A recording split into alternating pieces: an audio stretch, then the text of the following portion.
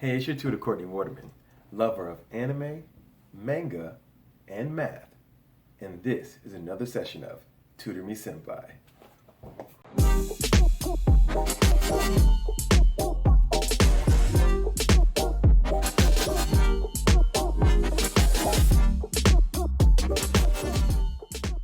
Welcome back, everyone. I'm Courtney, and this is another session of Tutor Me Senpai. Today we're going to jump into a 4th grade topic, rounding numbers. Also, we're going to compare round-off errors. If you're unsure what a round-off error is, I'll explain that in a bit. Before we get started, if you have any questions about what we see today, or maybe even some of your own homework, feel free to leave them in the comment box below. Or you can visit me on Facebook at Tutor Me Senpai. If you find this video helpful, please leave a like. It really helps the channel. Hit the subscribe button and the notification bell so you know exactly when I drop my next videos. Okay, let's jump straight into our question for today. So the question for today tells us that we have a table that shows the total amount of money that Papa's Pizzeria made in 4 days. If you just jump straight down to the bottom of this question, you see a table that says days and sales. And the days are Thursday, Friday, Saturday, and Sunday. Now I know this question might be a little blurry, so I'm going to read each part and feel free to pause or rewind as necessary. So not only do we have the days, the 4 days that they mentioned, we have the sales of each day. So the sales made on Thursday totaled $10,048. The sales made on Friday totaled $9,730. The sales made on Saturday totaled $10,569. The sales made on Sunday totaled $10,365. So the 3 parts of our question for today says, in part A, on which day or days will the sales rounded to the nearest thousand be greater than the actual sales? Part B says, on which day will the sales rounded to the nearest thousand be closest to the actual sales? Part C says, on which day will the sales rounded to the nearest thousand be farthest from the actual sales? So for today, we're going to be looking at the actual values for our Thursday, Friday, Saturday, and Sunday sales, and we're going to be rounding them. But not only rounding them, we're going to round them and then compare how close and how far they are according to which question we're trying to answer. Now, before we tackle our actual question for today, you might have a few questions I would like to address. The first being, what do I mean by round to the nearest thousand? So, when you have a number, let's say 138, and you round that, here is the hundredth place, here is the tens place, and here is the ones place. So you can round this a maximum of to the hundredths place, right? However, when you have, let's say, 2,372, you have a thousands place, a hundredths place, a tens place, and a ones place. So you can round this to the nearest thousand as a maximum. How do we round that? In either case, so let's say we have 138. If you want to round this to the nearest hundred, you have to look at the tens place. See if the tens place, whatever number is there, is greater than or equal to 5. If it's greater than or equal to 5, you're going to take whatever that hundredths place is and add 1 to it. So, in this case, we're going to bring the 1 down, add 1 to it, and we get 2. Then we would change the rest of the numbers to 0. However, this is not true. 3 is not greater than or equal to 5, so instead of adding 1 to this, we're going to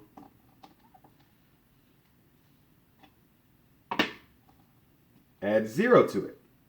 But we're still going to turn these into zeros. So this would turn actually into 100. Same thing for the nearest thousand. If someone says round something to the nearest thousand, let's say we had 2,792, you would look at the hundreds place this time because we want to look at the next place over from whatever we're rounding. So if we're rounding to the nearest thousand, you look at the hundreds place and compare that with 5. If it's greater than or equal to 5, you add 1 to your thousands place. If it's not greater than or equal to 5, let's say less than 5, then you just add 0 and you make all of these 0 in both cases. So in this case, 7 is greater than 5, so we're going to round that to 3,000. You add 1 to the thousands place, and you turn all of this into zeros. You can do this for the tens place as well. So let's say you have 13. Well, if you're rounding to the nearest 10, you want to look at the ones place. And is this ones place greater than or equal to 5? No. So you turn this into a 0, and you add a 0 to 1, and you get 10. However, if it was 5, was 5 greater than or equal to 5? Yes. So this turns to a 0, because it's the ones, and you add 1 to your tens place, getting a 2. So the answer would be 20. You round it up. So that is what we mean by rounding to the nearest thousand. We want to make sure that we're looking at our actuals, and because we're rounding to the nearest thousand, we're going to look at what our hundreds place is. So in this first number, what do we get when we round to the nearest thousand? Well, we're looking at this hundreds place. We round to the nearest thousand. Looking at this hundred place is 0 greater than or equal to 5. No. So we're going to add 0 to our thousands place, and we're going to get 0 plus 0 gives us 0. And then we're going to make the rest of these numbers after 0 all zeros. So this will be rounding down because this was not greater than or equal to 5. Our hundreds place is not high enough to round it up. So we round it down. How about this one? We round to the nearest thousand. We look at the hundreds place, and is 7 greater than or equal to 5? Yes. So in this case, we add 1 to our thousands place. Well, what's 1 plus 9? You get 10. Right? And everything after the 9 turns all into zeros. This is rounding up. 7, our hundreds place, is greater than or equal to 5. So we round the entire number up to 10,000. How about this? 10,569. We look at our hundreds place. Is 5 greater than or equal to 5? It's not greater than, but it is equal. So yes, we are going to round up. Once again, we're going to add 1 to our 0, getting us 11,000. And we're going to make the rest of the numbers after the 0 all zeros. Okay? How about this one? Is 3 greater than or equal to 5? No. So we're going to round this down. By doing that, we are going to add 0 to our 0, and then change the rest of these to zeros as well. Now we have a nice table of the actual values and the rounded values. The actual values are the sales that the pizzeria saw on Thursday, Friday, Saturday, and Sunday, and the rounded values are taking these actuals and rounding them to the nearest thousand. So we're going to flash back to our question to see what the first part was saying again. The first part says, on which day or days will the sales rounded to the nearest thousand be greater than the actual sales? All right, so looking back here, we're going to compare our rounded to the actuals. And whatever day, Thursday, Friday, Saturday, or Sunday, whatever day has a higher rounded value than the actual, we're going to circle. And this first day, Thursday, is the rounded value higher than the actual? Is 10,000 greater than 10,048? No. So we don't do anything with Thursday. How about Friday? Is 10,000 bigger, greater than 9,730? Yes. So we're going to circle this day. Friday is one day. How about Saturday? Is 11,000 bigger than 10,569? Yes. So we're going to circle that as well. How about Sunday? Is 10,000 bigger than 10,365? No. So the answer for part A is going to be Friday and Saturday. Because these are the only 2 days in which when we round it to the nearest thousand, we got a higher number than the actual sales. Okay, so what is our next part? It says, on which day will the sales rounded to the nearest thousand be closest to the actual values? Coming back here, we see that we're going to have to do some subtracting. Now, this is what I'm referring to when I say round off errors. If we're not looking at the actual numbers, but the rounded numbers in our calculations might be off a little bit. So in each case, there's round off error because they are different from the actual sales. So we're going to be comparing that error, so to speak, by first finding that error, right? So to do that, I'm going to put a third column, and we're going to just call this difference. So our difference between our actual and our rounded is going to be our round off error. So in this first case, which one's higher, the actual or the rounded? The actual. So we're going to take the actual minus the rounded. So it's 10,048 minus 10,000. That's just 48. And this is supposed to be money, so we're going to put our dollar signs here.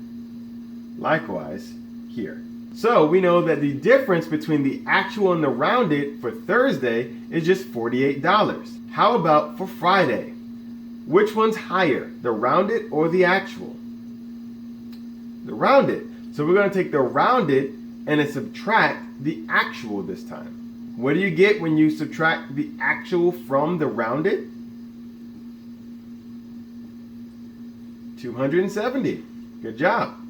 How about Saturday? Which one's higher, the actual or the rounded?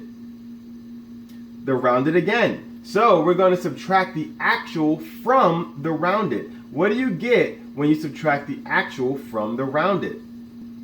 431. Good job. How about the last day, Sunday? Which one's higher, the actual or the rounded? The actual is higher. So what do you get when you subtract 10,000 from 10,365?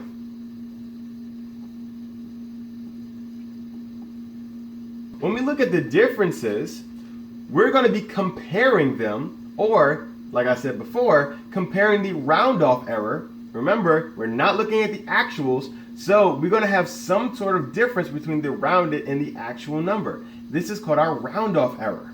So as we're comparing our differences, let's remember that the second part of our question is asking us which of the rounded values is closest to the actual sales. Well, in order to be closest to the actual, we need to have a difference that's smallest. So which one of these days has the smallest difference? Thursday.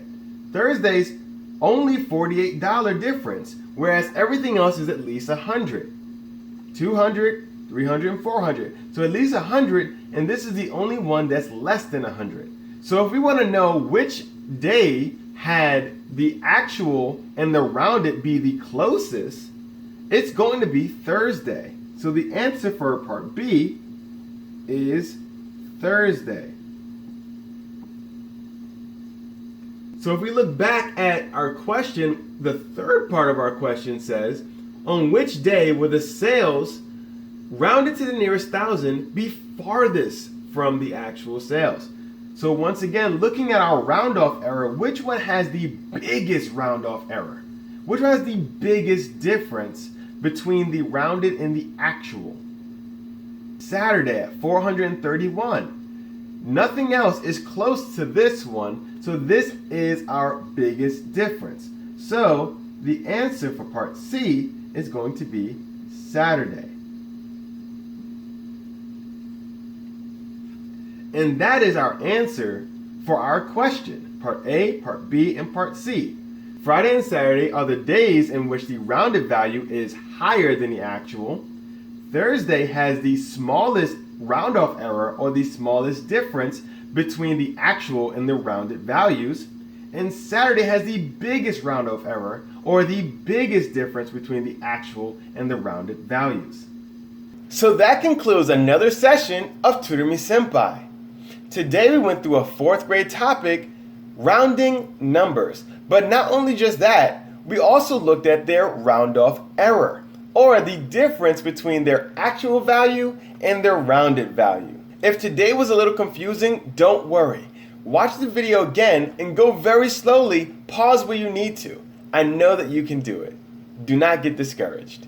If you have any questions about what you saw today, feel free to put them in the comment box. I would love to be able to read those and help you if I can. If the comment box is not big enough, or you have your own homework that you would like to see on this channel, why don't you visit me on Facebook at Tutor Me Senpai. If you found this video helpful, remember, leave a like. It really helps the channel. Hit that notification bell and the subscribe button so you know exactly when I drop my next videos. That's all the time I have for today. I really hope this helped your homework, and I look forward to seeing you again next week.